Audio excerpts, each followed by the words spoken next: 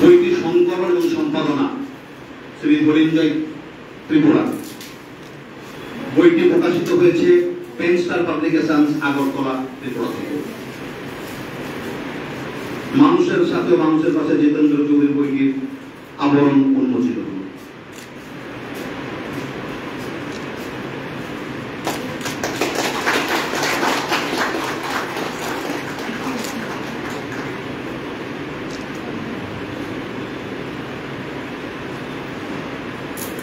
এখন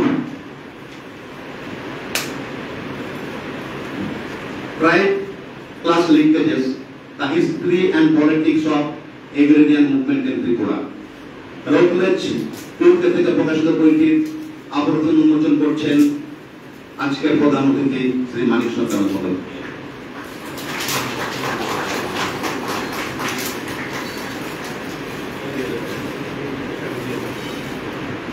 Private class linkages, the history and politics of agrarian movement in Tripura, with special focus to the movement of Ganamukti Parishad, mass movement of 1950s and the mass movement of 1960s. Sorry, একটু ধরতে লাগবে sir.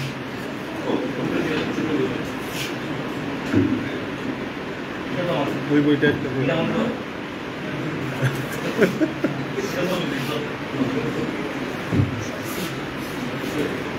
আপনারা সবাই একটু করতালি দিয়ে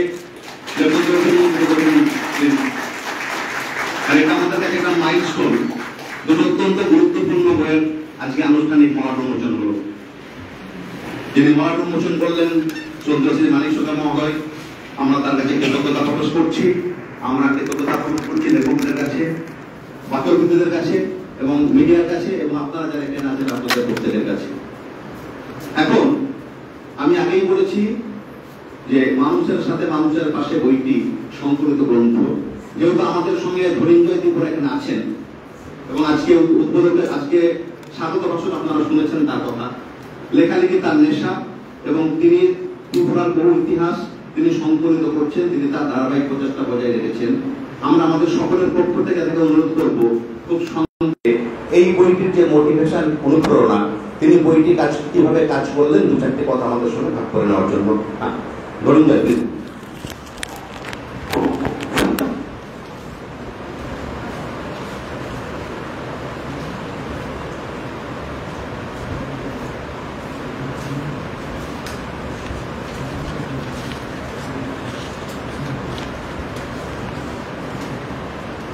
good evening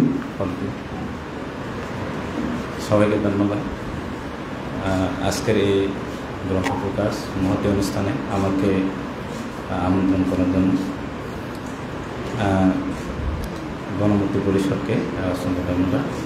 মঞ্চে উপবিষ্ট সকল অতিথিবর্গ এবং সকল উপস্থিতকে আমার আন্তরিক শুভেচ্ছা এবং ভালোবাসা এবং প্রণাম। অ্যাকচুয়ালি বইটা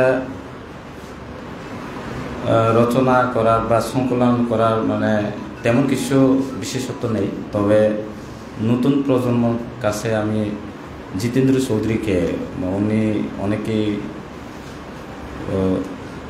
যারা পুরোনো দিনের লোক কিন্তু ওনারা চিনলেও কিন্তু ভবিষ্যৎ প্রজন্মের লোকরা হয়তো বা যে কোনো ব্যক্তির প্রসঙ্গ যদি লিখিত আকারে লিখে না রাখে বা উনি কী করছেন ওনার কাজ সম্পর্কে লিপিবদ্ধভাবে না রাখলে হয়তো বা কেউ এর দলিল হিসাবে না পেলে মানে জানতে কষ্ট হয়।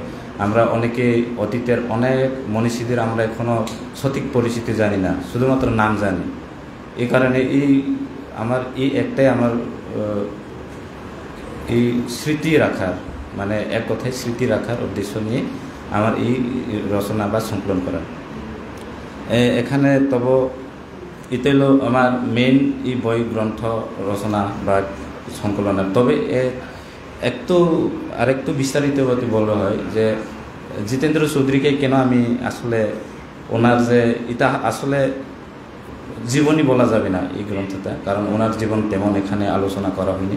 শুধু উনি কী করছেন বা উনি মন্ত্রিত্ব থাকাকালীন কী করছেন বা সরকারে থাকা বা বিরোধী থাকাকালীন জনগণের সাথে কী করলেন বা উন্নয়নমূলক গঠন, এই সম্পর্কে এখানে শুধু আমি তুলে ধরা হয়েছে সম্পাদক কলমে। আর আমি যখন কলেজে পড়তাম, কলেজে পড়ার সময় আমি একটা কবর বাসে ম্যাগাজিন সম্পাদনা করেছিলাম। ম্যাগাজিনটা প্রকাশ করতে গিয়ে আমার অনেক ফাইন্যান্সিয়াল একটু ক্রাইসিস হয়েছিল, কারণ স্টুডেন্ট অবস্থা। তো একটা ম্যাগাজিন যে বছরে 2-3টো ইস্যু প্রকাশ করা কিন্তু কম নয়। তখন জিতেন্দ্র চৌধুরী, শ্রদ্ধেয় জিতেন্দ্র চৌধুরী ছিলেন তখন রাজ্যের মন্ত্রী। তখন কোনো না কোনোভাবে ওনার সাথে আমার পরিচয় হয়ে ওঠে। তখন থেকে ওনার সাথে আমার সরাসরি পরিচয় হয় এবং ওনার যে অতীতে বলতে ওনার সঙ্গে যে পরিচয় হওয়ার পূর্বে ওনাকে বিভিন্ন পত্রপত্রায় দেখেছি বা ওনাকে বিভিন্ন অনুষ্ঠানে দেখেছি, কিন্তু কখনো ওনার কাছে আসা স্পর্শতা হয়তো বা সংস্পর্শ হয়ে আসেনি, ওনার সাথে সরাসরি কথা বলার সুযোগ হয়ে আসেনি। কিন্তু ম্যাগাজিনের থ্রুতে যখন আমি ওনার সাথে কথাবার্তা হয়, তখন বিজ্ঞাপনের ক্ষেত্রে ওনার কাছে যায়, তখন উনিও যতটুকু পারে সাধ্যমতো আমাকে এই বিজ্ঞাপন দিয়ে আমার এই ম্যাগাজিনটাকে প্রায় 7-8 বছর ধরে আমি জীবিত রাখতে পারছি। পরবর্তী সময়ে আমি যখন চাকরিতে যোগদান করি, তখন এই ম্যাগাজিনটা আমার চালার পক্ষে সম্ভব হয়ে ওঠেনি। আমি বিভিন্ন স্টুডেন্ট থাকাকালীন সময় বিভিন্ন অনুষ্ঠানে যাই, যখন আমি নাম বলবো না, বিভিন্ন রাজনৈতিক ব্যক্তিত্ব কিংবা জনপ্রতিনিধিরা একটা যে কোনো অনুষ্ঠানে গেলে সামাজিক কিংবা ভাষা সাহিত্য বিষয়বস্তুর উপরে সেটা হলেই কিন্তু বক্তব্য রাখতে গিয়ে কিন্তু হজবরলে পরিণত করে দেয়। অনেকে রাজনীতিকে এখানে অন্তর্ভুক্ত করে দেয়, অনেকে বিভিন্ন ব্যক্তি আক্রমণ কিংবা এরকম। কিন্তু আমি ছোটকাল থেকে কিন্তু এই জিতেন্দ্র চৌধুরীর কে কিন্তু কখনো টপিক বাদে কোনো জিনিস বক্তব্য রাখতে দেখা যায়নি। সাহিত্যর প্রোগ্রামগুলো শুধুমাত্র সাহিত্য নিয়ে সীমাবদ্ধ থাকেন, রাজনীতিকে নিয়ে রাজনীতিকে সীমাবদ্ধ থাকেন, কালচার নিয়ে কালচারের সীমাবদ্ধ থাকেন। কাজেই ওনার যে এই সে বক্তব্য কিন্তু এটাকে আমাকে আসলে মুগ্ধ করে তুলেছে।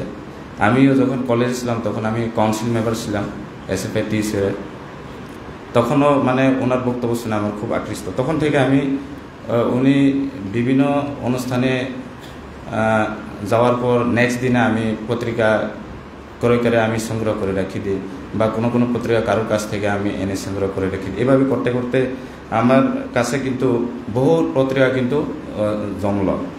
এবং আমি এটাও জানি যে উনি ভালো একটা প্রবন্ধকার, ভালো প্রবন্ধ লেখেন, ইংলিশে লেখেন, বাংলাতে লেখেন। ওই প্রবন্ধগুলি আমি যতটুকু সংগ্রহ করতে পেরেছি তখন থেকে আমার সংগ্রহ করার কাজে আমি হাত দিই। একে একে আমার এই গ্রন্থ প্রকাশ বা সংকলন করার পূর্বে প্রচুর এগুলো জমানো হয়েছে। সেটাকে আমি ভাবছিলাম আসলে আমি যে উদ্দেশ্য করে আমি আসলে এগুলো সংগ্রহ করছি, এটাকে যদি বইয়ের আকারে যদি প্রকাশ না করি তাহলে আমার যে উদ্দেশ্যটা হয়তো সফল হবে না। এই কারণে আমি এটা বইয়ের আকারে প্রকাশ করার উদ্যোগ নিয়েছি এবং বইয়ের পুরো খরচা কিন্তু উনি দিয়েছে, সারি দিয়েছে। কাজে আমি শুধুমাত্র এটা সংকলন করেছি এবং এই সংকলনে আমি 5টি খণ্ডতে বিভক্ত করেছি। এখানে 15টি প্রবন্ধ, উনি তো অনেকগুলো প্রবন্ধ লিখেছেন কিন্তু হয়তোবা সংরক্ষণের অভাবে যথাযথ কোথাও খুঁজে পাওয়া যায়নি। এরপরে আমার কাছে যতটুকু ম্যাগাজিন সংরক্ষিত রয়েছে এগুলো থেকে আমি সেটা বাছাই করে 15টি প্রবন্ধ দিয়েছি। এরপরে দ্বিতীয় অধ্যায়ে দিয়েছি বিভিন্ন সংবাদপত্রে ওনার যে ছবিগুলো ওনাকে আমি স্ক্যান করে বা ছবি তুলে বা কাটছাট করে এগুলো আমি দিয়েছি। তৃতীয় অধ্যায়ে উনি মন্ত্রী থাকাকালীন বা সাংসদ থাকাকালীন কিন্তু বিরোধী দলনেতা থাকাকালীন সময়ে এই গ্রন্থ প্রকাশ আগে পর্যন্ত যতটুকু চিঠিপত্র আমার হাতে এসে পৌঁছেছে সেগুলো আমি এখানে স্ক্যান করে দিয়েছি বা সরাসরি টাইপ করে দিয়েছি। চতুর্থ অধ্যায়ে আমি দিয়েছি বিধানসভার, আসলে উনি তো বহু বছর বিধানসভাতে ছিল কিন্তু মন্ত্রী হিসেবে, কাজে মন্ত্রী হিসেবে থাকলে আমরা সবাই জানি ওনার তো কোয়েশন করার কোনো অধিকার বলতে এখানে কোনো কোয়েশন করেন, ওনারা শুধু উত্তর দেয় মেম্বারদেরকে। কাজে মন্ত্রিত্ব থাকা অবস্থানকালীন ওনার কোনো কোয়েশন আমার সচকে দেখিনি। তাই উনি এমএলএ হিসাবে যেদিন থেকে ওইখানে কোয়েশন করেছি, এরপরে এই গ্রন্থ প্রকাশ পূর্বে যতটুকু আমি সংগ্রহ করেছি সেটাও আমি এখানে অন্তর্ভুক্ত করে দিয়েছি। এরপরে পঞ্চম অধ্যায়ে ওনার বিভিন্ন অনুষ্ঠানে যাওয়ার যে ছবিগুলো ফেসবুক থেকে নেওয়া হয়েছে বা কারোর মাধ্যমে নেওয়া হয়েছে বা আমার আগের পুরনো জমানো এই সব নিয়ে আমি পঞ্চম অধ্যায় করেছি। এই কাজে এই সব মিলে এই গ্রন্থটা সংকলন করা হয়েছে। টোটাল বইয়ের প্রায় 448 পাতা। এর মধ্যে এখানে ছবিগুলো লাস্ট যে পঞ্চম অধ্যায় ছবিগুলো এখানে কিন্তু স্পষ্ট হয়ে ওঠেনি। কারণটা হইল আমি যেখানে ছাপেছি ওই ছাপাখানার লোকরা আসলে ছবি যে আছে ওরা পেছনে এগুলো ওনাদের ধারণা নেই। এই কারণে ফ্রন্ট পেজে যেভাবে ছাপানো হয়েছে ওই সমানভাবে ছাপানোর কারণে এখানে একটু স্পষ্টতা হয়ে ওঠেনি। কাজে আশা করি আপনারা এই গ্রন্থটি ভালো লাগবেন। একটাই উদ্দেশ্য হলো জিতেন্দ্র চৌধুরী কে এবং উনি কি করেছেন বা উনি কে ছিলেন এই সম্বন্ধে নতুন প্রজন্মের কাছে আমি ওনার সামান্য পরিচয়টুকু তুলে দেওয়ার জন্য এই প্রয়াস। অসংখ্য ধন্যবাদ। হামবাই যতনা ফুলটা।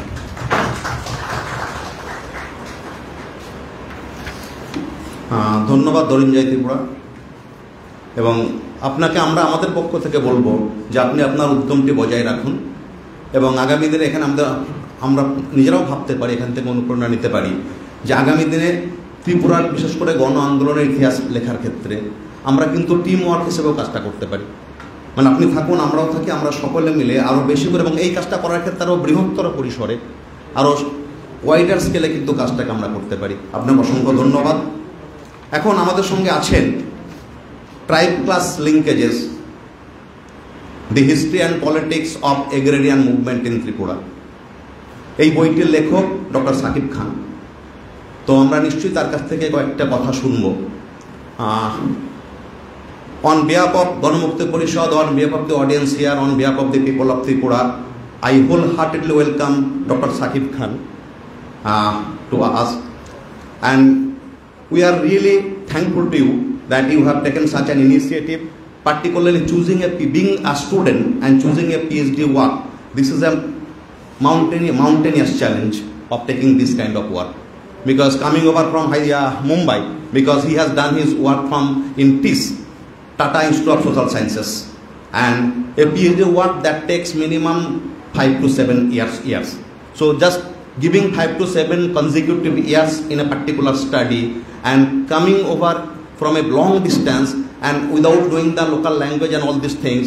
So just taking this kind of work is a big challenge, and he has taken the challenge. He came over here frequently. He just spent time here, and not only that, he has just picked up the local language, the Bengali language, just for going to the field, interacting with the common people and taking the notes and all these things. So we are really, really very thankful to you, and please come over here and just share your experiences with us. Okay, please come.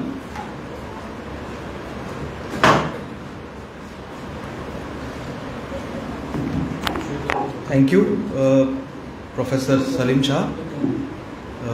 शुरू करने से पहले मैं दो चीज़ बोलना चाहूँगा। पहला तो ये कि मैंने त्रिपुरा में आके बांग्ला पढ़ना सीखा और समझना सीखा, लेकिन बोलने में मैं फ्लुएंट नहीं हूँ, तो उसके लिए माफ़ी चाहूँगा। मैं हिंदी में और थोड़ा इंग्लिश में मिक्स करके बोलूँगा, बात रखूँगा अपना, तो प्लीज़ माय अपॉलॉजीज़। मैं बोलने में फ्लुएंट नहीं हूँ बांग्ला, इसलिए हिंदी इंग्लिश मिक्स करके बोलूँगा।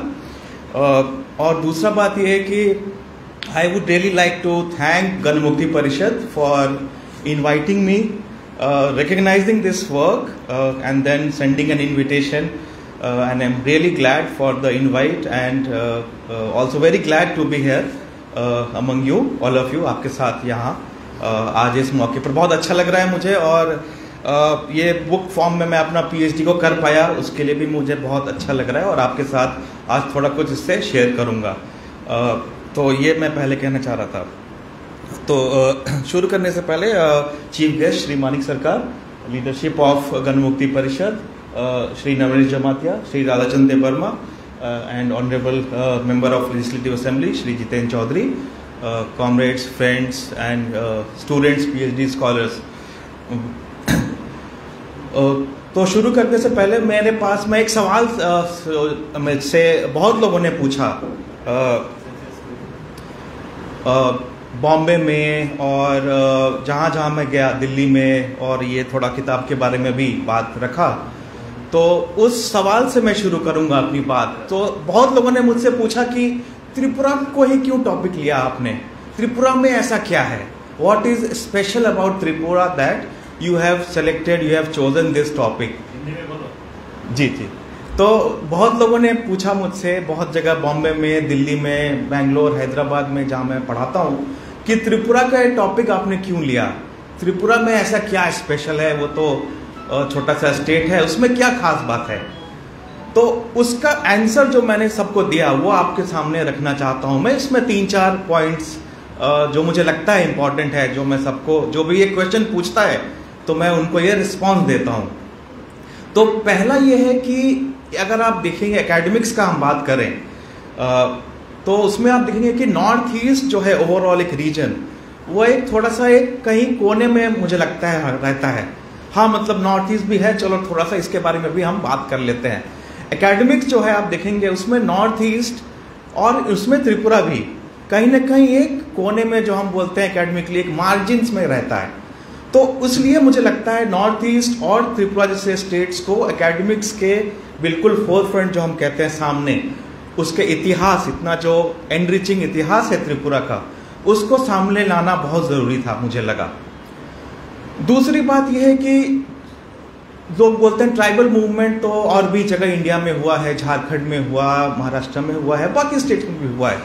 तो उनको मैंने बोला कि यस हुआ है बाकी जगह भी, लेकिन आप त्रिपुरा का हिस्ट्री देखें अगर, और खास करके जिस तरह का ट्राइबल मूवमेंट का ओरिजिन जो गण मुक्ति परिषद के समय से हुआ 1948 से लेकर के, और उसके बाद भी जो गण आंदोलन हुआ, उसमें कुछ खास बात है। इसलिए त्रिपुरा का जो ट्राइबल मूवमेंट है वो स्पेशल है।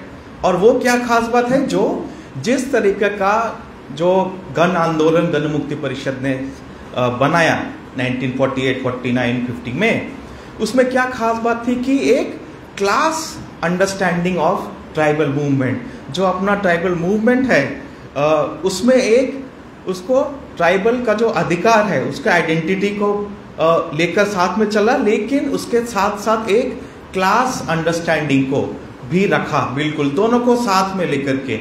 तो इसलिए ये इम्पॉर्टेंट कारण है मुझे लगता है कि त्रिपुरा का जो ट्राइबल मूवमेंट 48 से बाद से जो चला, सिर्फ 48 से 50 नहीं, उसके बाद भी जो गण आंदोलन हुए, गण मुक्ति परिषद के मास मूवमेंट हुए 50 के दशक में, 60 के दशक में, 70 और उसके बाद भी, उसमें ये जो इम्पोर्टेंट जिस तरीके से जो डेवलप किया अंडरस्टैंडिंग गण मुक्ति परिषद ने, एक class understanding of tribal movement, वो मुझे लगता है वो इंडिया के ट्राइबल मूवमेंट में बहुत एक यूनिक फीचर है जो त्रिपुरा में यहाँ पर हुआ। उसके बारे में और थोड़ा सा आगे आपको बताऊंगा। उसके बाद एक और पॉइंट ये मैं लोगों को बोलता हूँ कि जैसे लोग बोलते हैं कि हाँ त्रिपुरा का जो पूरा 1940s और पार्टीशन के समय का हिस्ट्री है वो बहुत लोगों ने लिखा है। ऐसा नहीं है कि मैं पहला इंसान हूँ या पहला स्कॉलर हूँ जिन्होंने लिखा है, ऐसा नहीं है। बहुत लोगों ने उसके हिस्ट्री के ऊपर लिखा है, लेकिन अगर आप देखेंगे मोस्ट ऑफ द जो ज़्यादातर जो काम है त्रिपुरा के हिस्ट्री के ऊपर और जो पार्टीशन के ऊपर बहुत लोगों ने लिखा है, और जो हम डेमोग्राफिक शिफ्ट जानते हैं 50s, 60s, 70s में हुआ त्रिपुरा में, वो हमें मालूम है। लेकिन उसके बियॉन्ड भी बहुत चीज़ें हैं, उसके आगे भी बहुत सारे चीज़ें हैं जो डेवलपमेंट हुआ है, खास करके जो ट्राइबल सोसाइटी में, उसके ऊपर बहुत राइटर्स नहीं फोकस करते हैं। वो स्पेशली ये है कि जो हम देखते हैं त्रिपुरा में जो एग्रेरियन क्लास है, जो आप देखें एग्रेरियन जो एग्रीकल्चर सेक्टर है, और खासकर ट्राइबल सोसाइटी में उसमें कैसे बदलाव आ रहा है, खास करके पिछले 3-4 दशक में। वो जो बहुत सारे राइटर्स हैं त्रिपुरा का हिस्ट्री जो लिखते हैं, वो इस पॉइंट को फोकस नहीं करते हैं। तो इसलिए अभी त्रिपुरा का इतिहास अगर आप देखें पिछले 4-5 दशक में, वो इसलिए भी एक बहुत एक यूनिक तरह का है, एक बहुत अलग तरह का यहाँ पर देखने को मिलता है इतिहास। उसके बाद अगर आप आए तो लोग बोलते हैं हाँ लैंड रिफॉर्म का बात करते हैं। हाँ, तो लैंड रिफॉर्म का बात किया तो हाँ केरला में हुआ, वेस्ट बंगाल में हुआ और थोड़ा जम्मू कश्मीर में हुआ। तो मैंने कहा नहीं, रुकिए, एक स्टेट है त्रिपुरा, वहाँ पे भी लैंड रिफॉर्म हुआ और बहुत सिग्निफिकेंट एंड सक्सेसफुल हिस्ट्री है लैंड रिफॉर्म का। तो अगर आप देखिए एकेडमिक लिटरेचर जो है, जो काम हुआ है, उसमें भी फिर से लैंड रिफॉर्म का बात आने से आपको वेस्ट बंगाल मिलेगा, केरला मिलेगा, थोड़ा सा जम्मू कश्मीर भी मिलेगा, त्रिपुरा आपको बहुत कम मिलेगा, हार्डली मुझे लगता है नेग्लिजिबल मिलेगा एकेडमिक्स में जहाँ तक बात है। अलग अलग डिसिप्लिन है, इकोनॉमिक्स है या सोशियोलॉजी है या डेवलपमेंट स्टडीज है। तो उसमें फिर मैं ये लोगों को बताया मैंने कि नहीं, त्रिपुरा का इतिहास अगर आप देखें डॉक्यूमेंट्स जो मैंने स्टडी किया, कि उसमें बहुत रिच इतिहास है लैंड रिफॉर्म का लेकर के। उसमें जो खासकर हमारा जो लैंड लॉ है 1960 का त्रिपुरा में, आपको मालूम होगा, उसको लेकर के बहुत सारा काम हुआ, उसको लेके अमेंडमेंट्स हुए बहुत सारे, और खास करके जो लेफ्ट फ्रंट गवर्नमेंट आया 78 में, उसके बाद से बहुत इम्पोर्टेंट कदम उठाए गए। और जो यहाँ पर जो लैंड रिफॉर्म हुआ वो केरला से और वेस्ट बंगाल से बहुत अंतर है। वो कैसे अंतर है? बिकॉज लैंड रेस्टोरेशन मतलब जो शेड्यूल्ड ट्राइब जो फैमिलीज का लैंड जो लॉस हुआ था वो उनको वापस रिस्टोर करके दिया गया। तो ये जो लैंड रेस्टोरेशन का वापस करने का जो एस्पेक्ट है वो केरला, बंगाल या कश्मीर में नहीं देखने को मिला है। वो फिर अगेन वो यहाँ का बहुत यूनिक फैक्टर है लैंड रिफॉर्म का। उसके साथ साथ फिर ऑटोनॉमी का बात आता है। तो लोगों ने कहा हाँ, तो एडीसी और ऑटोनॉमी तो बाकी नॉर्थ ईस्ट में भी है, लेकिन फिर मैंने उनको बोला नहीं, यहाँ पे फिर से आप सेम नहीं बोल सकते हैं। जैसे त्रिपुरा का ऑटोनॉमस डिस्ट्रिक्ट काउंसिल हम जानते हैं, अगर इतिहास देखें तो again it is very unique. बाकी स्टेट, आप किसी भी नॉर्थ ईस्ट स्टेट को उठाकर देख लीजिए, असम को देख लीजिए या मेघालय को देख लीजिए या मिजोरम को भी देख लीजिए, वहाँ पर जो एडीसी है वो पर्टिकुलर ट्राइब्स के लिए बनाया गया, अलग अलग ट्राइबल कम्युनिटी के लिए, सिंगल के लिए। लेकिन त्रिपुरा में जो टीटीएडीसी बना पहले 79 में, फिर 85 में आपका 6 शेड्यूल के अंदर बना, उसमें सारे ट्राइब्स के लिए बना। वो एक ट्राइबल कम्युनिटी के लिए नहीं बना, वो सबको एक साथ लेके बना। और उसके साथ साथ जो इतिहास है, जो पूरा आंदोलन का इतिहास है एडीसी फॉर्मेशन का, पहले हम जानते हैं 7 शेड्यूल के अंडर बना एडीसी, उसके बाद फिर से आंदोलन हुआ, उसके बाद में 6 शेड्यूल के अंडर में एडीसी बना। तो उसमें क्या खास बात हमने ये देखा कि जो एडीसी है जो ट्राइबल के अधिकार के लिए, उसका आंदोलन में non tribal and tribal communities मिल के एक यूनाइटेड तरीके से उसको लड़ाई किया और उसका एडीसी का लड़ाई में जीत हासिल किया। 79 में एडीसी बना और उसके बाद वो लड़ाई कंटिन्यू रहा और 85 में हमारा 6 शेड्यूल के अंडर में एडीसी बना। तो ये सब फैक्टर को रखते हुए मैंने ये, जहाँ भी मैं जाता हूँ लोग बात करते हैं और बहुत लोगों को इनफैक्ट मालूम भी नहीं होता है कि त्रिपुरा में क्या हुआ या त्रिपुरा के लैंड रिफॉर्म में क्या हुआ या जो एडीसी का जो पूरा इतिहास है उसके ऊपर क्या हुआ। तो इस तरीके से मैं थोड़ा अपनी बात रखता हूँ जहाँ भी मैं जाता हूँ, जिस प्लेटफॉर्म में, कि कैसे इवन विद इन जो नॉर्थ ईस्ट के अंदर है त्रिपुरा थोड़ा यूनिक है और इसको हमें स्टडी और जानने की ज़रूरत है। उसके बाद जो सेकंड पार्ट में मैं थोड़ा सा समय लूँगा यहाँ पर थोड़ा किताब के बारे में, जो चैप्टर्स हैं उसमें से 2-3 इम्पॉर्टेंट बात जो मुझे लगता है वो रखना चाहूँगा। एक तो ये कि जो ऐतिहासिक हम गण मुक्ति परिषद के आंदोलन के बात करते हैं, वो मुझे लगता है कि जिस तरीके से वो एक बेंचमार्क गण मुक्ति परिषद ने सेटअप किया कि आपका जो आइडेंटिटी है उस समय जो 48-49 में जो हो रहा था, तो उन्होंने ये एक बेंचमार्क सेटअप किया कि आपका आइडेंटिटी के साथ साथ, जैसे अब ट्राइबल कम्युनिटी है, तो अगर आप देखेंगे कि थोड़ा सा एकेडमिक्स का यहाँ मैं बात रखना चाहूँगा, जो सोशियोलॉजी एंथ्रोपोलॉजी में ट्राइब मतलब वो समझते हैं कि ट्राइब सब ट्राइब एक जैसे हैं, उसमें कोई अंतर जो डिफ्रेंसिएशन नहीं है। जो सोशियोलॉजी एंथ्रोपोलॉजी में ज़्यादा लोग यही मानते हैं, लेकिन मेरा स्टडी ने दिखाया कि अभी से नहीं, अगर आप 19th सेंचुरी 19वीं शताब्दी से देखेंगे, जो प्रिंसली अपना जो त्रिपुरा के समय से, तो धीरे धीरे ट्राइबल्स के अंदर भी जो अंतर होता है आर्थिक आधार पर, सामाजिक आधार पर, वो आना शुरू हो गया था। धीरे धीरे एक क्लास फॉर्मेशन शुरू हो गया था 19वीं शताब्दी से, सेकेंड हाफ ऑफ 19वीं शताब्दी से लेकर के, और वो फिर काफ़ी सामने आता है आपका 20th सेंचुरी में। तो एक ये मैंने ये पॉइंट सामने रखा है। दूसरा ये कि ट्राइबल मूवमेंट को हम कैसे देखते हैं, जो मैंने पहले बात रखा कि एक जो क्लास के एंगल से ट्राइबल मूवमेंट को देखना। तो इसका मतलब एक किसी ने मुझसे पूछा, एक प्रोफेसर ने, कि आप ये कह रहे हैं कि ट्राइबल मूवमेंट और क्लास मतलब ट्राइबल आइडेंटिटी का कुछ इंपॉर्टेंस नहीं है।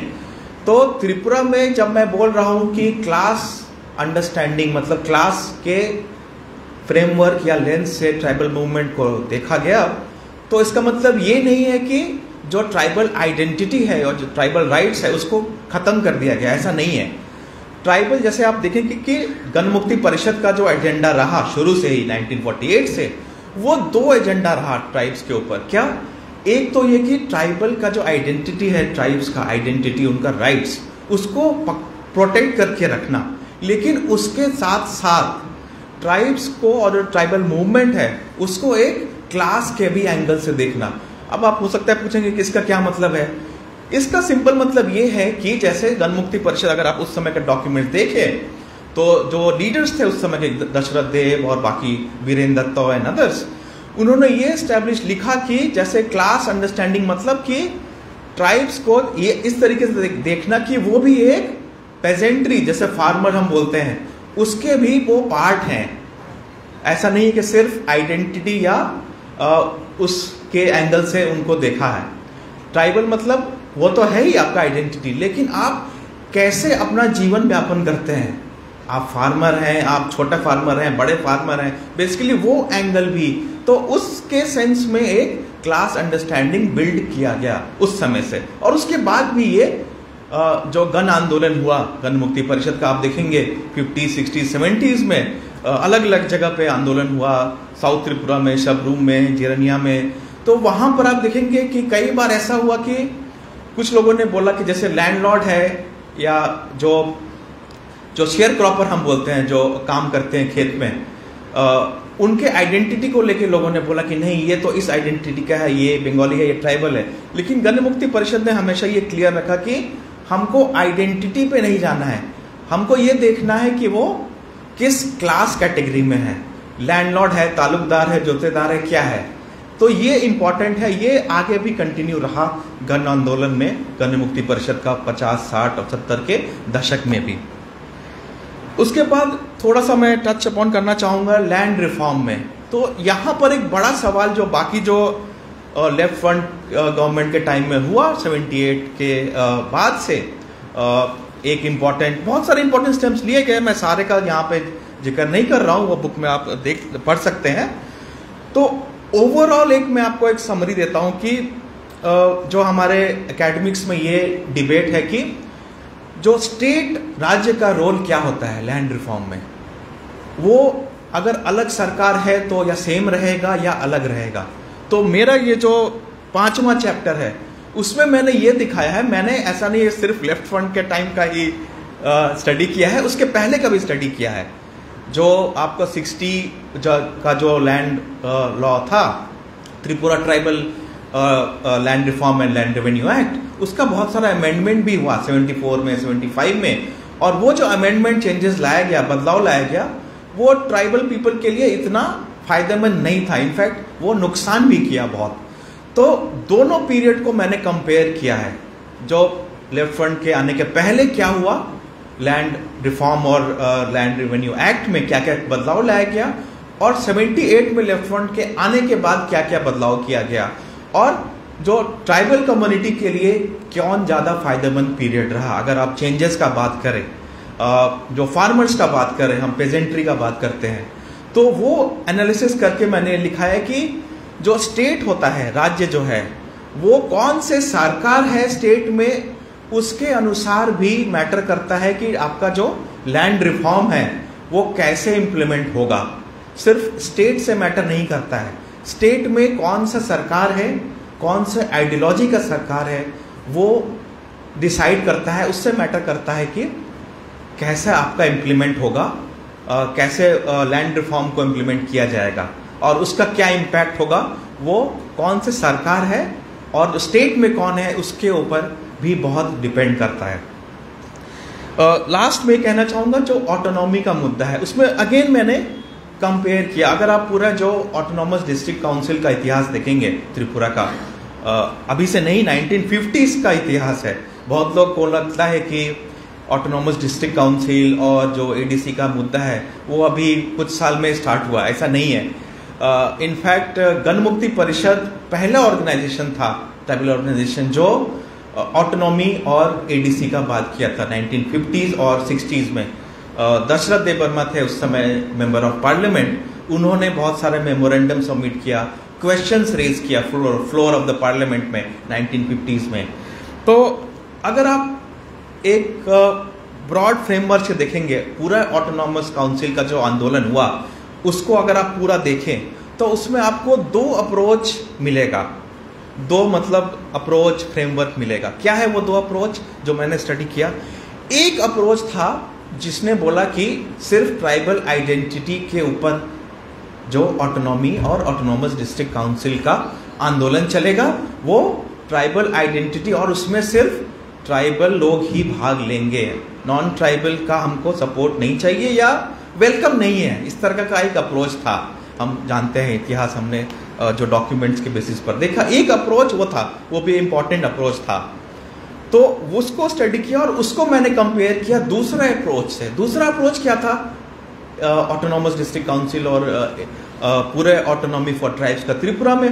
दूसरा अप्रोच था यूनाइटेड फ्रंट और यूनिटी, जिसने बात किया कि नहीं, ट्राइबल्स के अधिकार के लिए और उनका ऑटोनॉमी के लिए, ऑटोनॉमस डिस्ट्रिक्ट काउंसिल के लिए हमको आंदोलन करना है, लेकिन ट्राइबल एंड नॉन ट्राइबल को साथ में लेकर के चलना है। और वैसे उसको साथ में लेकर के दोनों को आंदोलन रखना है। और हमने देखा फिर उससे ऑटोनॉमस डिस्ट्रिक्ट काउंसिल बनाया गया 79 में, और फिर 6 शेड्यूल इम्प्लीमेंट किया गया, गवर्नमेंट को फोर्स किया गया, सेंट्रल गवर्नमेंट को, कि वो कानून बनाए, और 85 में फिर 6 शेड्यूल लाया गया। तो ओवरऑल मैं ये आपके सामने रखना चाह रहा था इम्पोर्टेंट कुछ जो पॉइंट्स बुक्स के हैं। मैं लास्ट में ये कहना चाहूँगा कि मैं ये नहीं क्लेम कर रहा हूँ कि मुझे त्रिपुरा का सब मालूम है, ऐसा नहीं है। This is based on the evidence that I have collected. और मुझे लगता है यहाँ पर बहुत सारे स्टूडेंट्स PhD स्कॉलर्स हैं, कई बार होता है हम कुछ भी से क्लेम कर देते हैं, हाँ मालूम है मुझे, या हम बोल देते हैं, but as a researcher, as scholars, I think मुझे लगता है इम्पॉर्टेंट है, नॉट सिर्फ स्कॉलर्स के लिए, बाकी सभी के लिए भी ये लागू होता है कि हम जो एविडेंस हमारे पास है उसको हम स्टडी करें, और उसके बेसिस पे जो हमारा फैक्ट्स है, डेटा है, एविडेंस है, उसके बेसिस पर हम अपना जो बात है, आर्ग्यूमेंट है, उसको रखें। तो thank you very much once again. I would like to thank Gana Mukti परिषद फॉर इनवाइटिंग मी। आपके कुछ क्वेश्चंस होगा, डाउट्स होगा तो प्लीज पूछ सकते हैं प्रोग्राम के बाद भी। बुक एक्चुअली मैं लिमिटेड कॉपीज लाया था, मुझे लगा नहीं था इतना लोग आएंगे, तो इट्स वेरी नाइस। आपको ऑनलाइन मिल जाएगा, एटलांटिक बुक स्टोर है, वो डिटेल्स मैं आपको बाद में भी दे सकता हूँ, और ऑनलाइन आप परचेज कर सकते हैं। Thank you very much.